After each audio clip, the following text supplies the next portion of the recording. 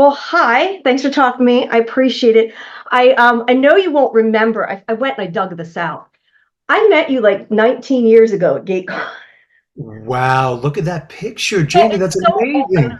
it keeps So going where was GateCon? and Vancouver. That was a long, long, long time ago. Oh, I think that was literally like one of my very first Oh conventions. wow, really? Yeah, it was a lot. Well, one of my, I guess, first big conventions anyway. Considering I traveled all that way because I'm in the U.S. now. Well, But well, nice to meet you again. yeah, nice to see you again. So, I guess to start out, let's talk about how'd you get involved in this movie? I got involved the usual way, which was my team, my agent and managers approached me and said, "Listen, there's a project you might want to check out." Immediately asked, "Was anybody else attached?" And they said, "Yes, Terry Hatcher was attached." And I'll tell you, I can speak for a lot of actors. Me personally, though, as soon as you hear of a veteran, accomplished, respected actor of the caliber of Terry Hatcher, Golden Globe winner and Emmy nominee, you want to jump on board and you want to work with him. I've never worked with Terry before, but I am a fan of her work. And it also speaks to the integrity of the project. Yeah. If someone like Terry Hatcher is agreeing to do it, it's got to be a good thing. So I'm her supporting lead. I pretty much almost made my decision just on the fact that Terry was deciding to do it. But once I read the script, I was even more encouraged. I was really excited. I love films like this, films that are based on true stories. I think there's a real appetite out there with people in the audience to hear stories like this. We're often the big budget films that are getting the most press, the most success these days. They're incredible, and I'm a fan of them too. But oftentimes I think they're getting to the point, one could argue, where they're getting a little formulaic or fantastical. We know what to expect. We know what's going to happen. And even though a lot of these stories are based in fact and history that we've seen before, people are drawn to them. It reminds them of something. They can relate to it a lot more because it's actually oftentimes it's from a real period in their life that they remember and it affected them. And they can relate to it in a different way.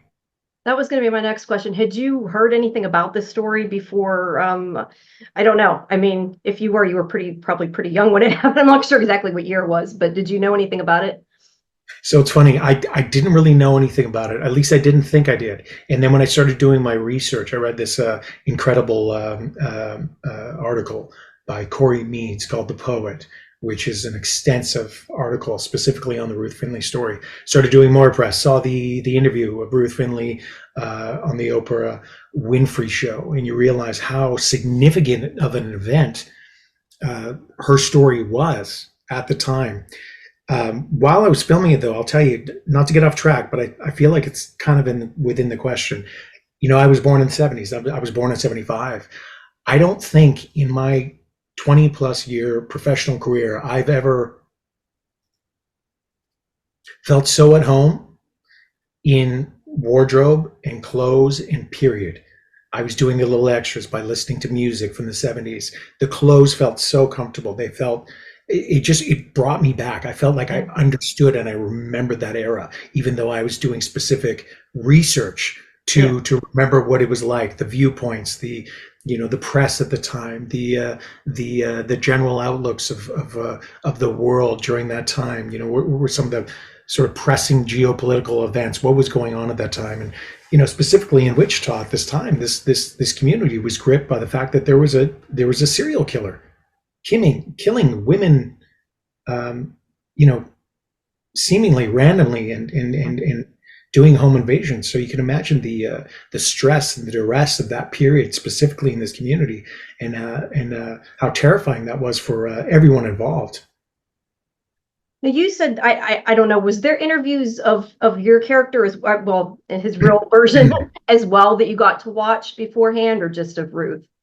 You know what? I never found any interviews with Ed. I feel like Ed probably took a step back with that. I don't feel that he was very comfortable. I think one thing that I saw and I understood in my research, we have to understand this is this is an era where a lot of in a lot of conservative values, a lot of minding your own business, making sure that you're an upstanding character within your community. These are the things that were important to a couple like Ruth and Ed Finley, and many people in their community, and specifically in Wichita and the South, in the late '70s and early '80s in the United States. So it's easy for us to forget, especially those who are not young enough to remember. But before a time of social media and the excessive inundation of press Yeah. and sharing that everyone has taken for normal now, that was not the case back then. If you had personal issues, if you had problems, you very much kept that to yourself, and you didn't want it to be public, and you didn't want to share that with people. You might know your neighbor, you might lend them a tool, you might occasionally have a drink or what have you. People minded their own business. And I think Ed was very much of that generation. And I would assume that Ed felt some shame about what was Yeah. transpiring in the beginning. And real fear, though, one thing that was clear to me about Ed was that he was as stoic and loving husband as you could have. His entire mission was to protect his wife. And that's all he was focused on during the course of this incident in this story. Yeah, I was gonna say, because it definitely probably would have been easy to, after the fact, back away from that, so that's good. Right? Of course. But I was gonna say, yeah, they did not discuss mental health back then. You didn't discuss it. You didn't discuss it, and this is why stories like this are so important too.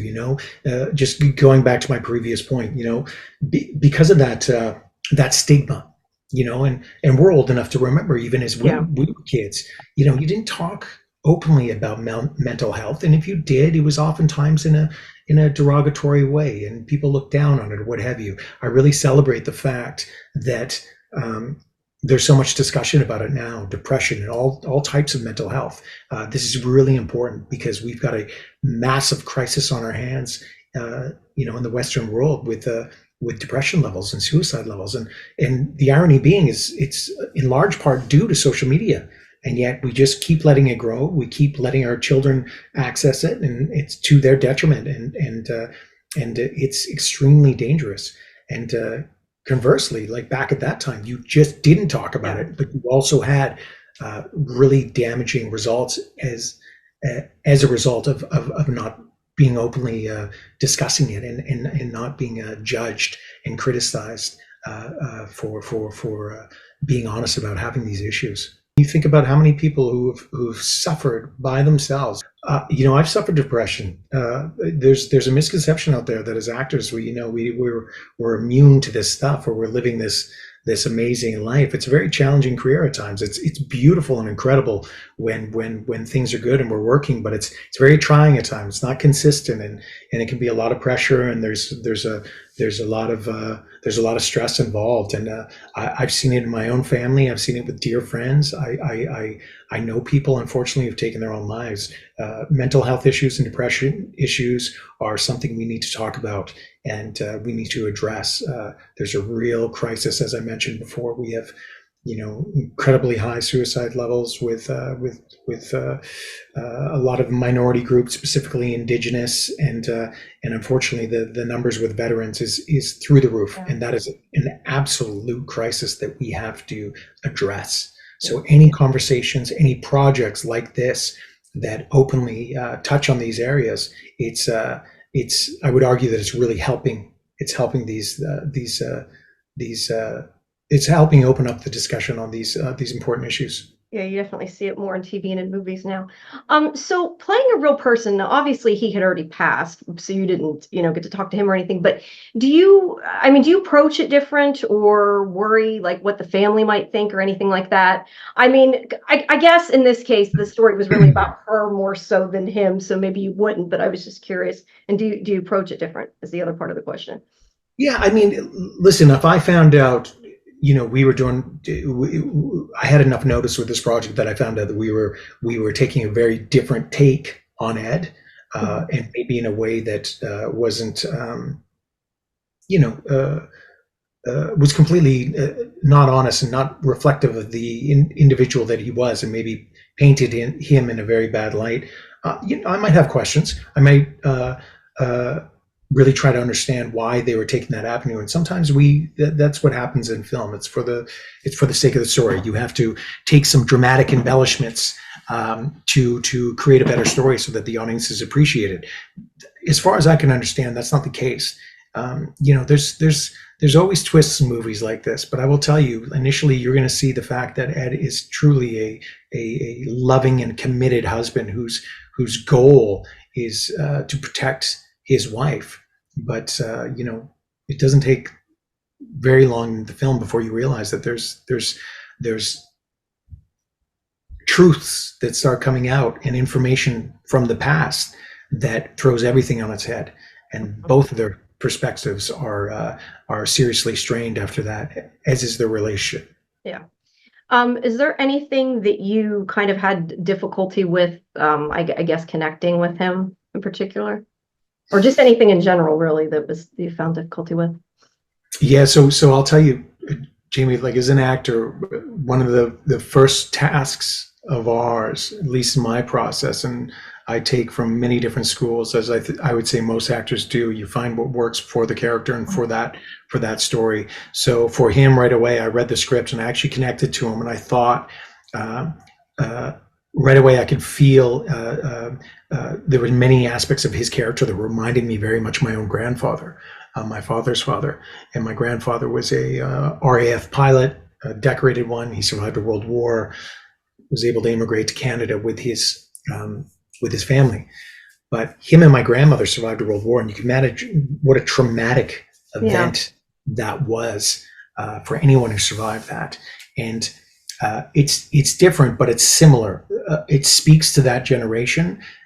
Those people of those eras, they suffered a lot, or they went through a lot, and what bonded them together was their commitment to each other and just moving forward. Back to my previous point, though, I think there was a lot of unhealthy aspects of that. Of course, not speaking truths, not speaking about things that they might see that might be sensitive subjects, even within a loving couple. But I think that was the case back then. It was the stiff upper lip thing. You plodded on and you left that behind you, and you didn't speak about any emotional issues or share them with people. And Ruth and Ed came from a generation where their parents were, had survived the Depression. You can imagine what a huge event that was in the United States, like across the country. They were literally starving. They had no work. It was incredibly trying. So trauma like that is passed on generation to generation. And there are survival instincts that all humans have, which are really, truly incredible. But it's about mechanisms that the brain does to protect itself. And yet there's real harm in it in other ways, though. And the unfortunate thing with trauma and keeping secrets and not being honest with yourself about certain aspects of your past, it eventually always comes out. So you talked about wanting to work with Terry, but talk a bit about what it was like getting to work with Terry on this. Yeah, so I'll tell you, man, Terry's she's so impressive. So she came in. I did the wardrobe fitting, which I loved, and they told me that Terry was flying in that day, and she would be at the studio within a few hours, and she was coming right off of a plane from Europe. So this lady left a gig in Europe, flew straight to Vancouver. I've done that trip many times. I'm sure it's not fun. 9-hour time difference. It's a doozy. It's a doozy. And she came back. She went straight in to hair and makeup and wardrobe. I met her briefly. She was tired, but she was, she had the time to say hi and connect for a second. And then within days, we were working with each other. So impressive. Consummate professional, veteran. You have to be able to turn around and just do that and drop in. And she was not sleeping. She was not well that first week, man. She was exhausted and she had a tremendous task ahead of her. But I tell you, man, she wasn't complaining. She jumped in, she dove in, she was doing emotional scenes. We had huge emotional scenes in the first week, and she showed up every time, 100%. And I love that. That's my favorite thing in the world, is to work with an actor who takes this art form so seriously. They love to go to the truthful place. The ego's put aside. It's not about looking good for the camera. It's about the truth of the scene and doing the real work. And that's what Terry's done in this project. I think people are really going to be blown away by the tremendous truthful work she did. It was a pleasure to do the dance with her. And I want to ask, I was on I didn't get to ask a question then, but I was at the panel that you did, the virtual thing, that when you were Terry, and she was talking about jumping in the ice water or whatever. And I know you said you've done that too, but is there anything that you do just in general as an actor, like a quirk or something that you do in between roles to kind of, I don't know, it just made me wonder.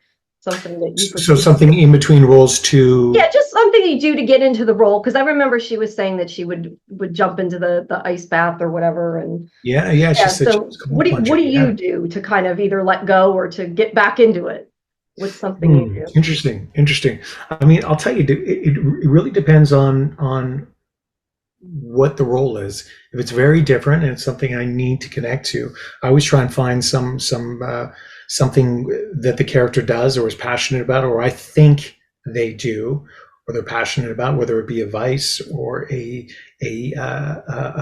practice, a passion that they have. I try and do a little bit of that. Do you know what I mean? Like, can even be like, I remember when I was doing this one role, and I was playing an army officer who was being chased down, and he was injured, and I took myself to the lengths. Like, I was like, we were filming in a freezing cold forest in fall in Vancouver, and they were like, listen, there's rain towers, but there's like, it's ice cold water. I'm like, drench me, like, let's do it.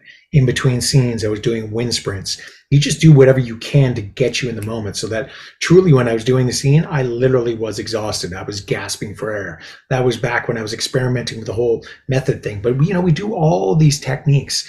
I just really want to understand the character. You want to go to those extra lengths when you can, when you have the opportunity, when you're actually given the time to prepare. I want to read some books, or some literature that I think they might be reading, or even some press. I want to listen to some music. I want to get my head into the character and how they may have seen and heard things in that time or era. And that was the opportunity I had with this one, which I definitely tried to do, and it felt so comfortable and so familiar. I get that. Now I know we're getting close to time, so I want to ask you, at least before you go, tell me what do you have a memory? Because obviously I knew you, like I said, from Battlestar Galactica. Do you have a memory that kind of still stands out from that time for you? Something from filming? Well, there's so many. I've told this story many times, but I'll tell it again because it never gets old. So when I grew up, when I was a little boy, I remember my dad taking me to Blade Runner and seeing Edward James Olmos on screen. I love Harrison Ford. I've always loved him. I loved everyone on that film. They were incredible. It's still one of my favorite films. But seeing Edward James Olmos's character as a little boy, I kept asking my dad, yeah, but what about him? Like, what's he like? I wanted to know more about him. Mm-hmm. And that's a testament to how brilliant and powerful his performance is. When Eddie's on screen, there's not a second that he's not there. There's not a second that he's somewhere else. He's so present. He's so compelling that you can't take your eyes off of him. And from a young age, I was like, I love him. I love his work. And anything he did that I could see, I would search out. And he's part of the reason I wanted to act. So for me to go, I did the audition for this, and I found out 8 days later that I got it, but they hadn't given me the script. I did not know who was attached. So I went to the read-through at Lionsgate Studios. I saw a bunch of actors I recognized. We were all having some conversation. Good to catch up. Hey man, congratulations. Cool. What are you playing? Blah, blah, blah. And then I see Edward James Olmos and Mary McDonnell walk by, and I just stopped dead in my tracks. And I was like, holy shit, guys, do you know who that is? And they all looked at me like I was an idiot. They're like, yeah. And I'm like, I wonder what they're here, like why they're here. Because they looked like they were walking into a different building than I was going into. And they were like, Tahmoh, that's the lead of our series. That's the 2 leads of our series. And I was like, what? Come again? They're like, that's the 2 leads of the series. I went from absolute excitement, not being able to wait to get into the room and do this read through to abject terror. I was like, oh my God. That right then was the moment that I realized how big this thing that I just booked really was and was going to be. And Eddie's become an incredible mentor and dear friend of mine. And I just love that man so much. He's taught me so much. He's such an incredible human being. And, sometimes when I'm hanging out with him, I'll be looking at him and going, wow. That's really cool. So before I let you go, do you have anything else coming up that you can talk about? Any other projects? Yeah, there's a project, a Netflix project called Madness, and The Madness, and it's coming out and it's starring the Academy Award nominee Coleman Domingo.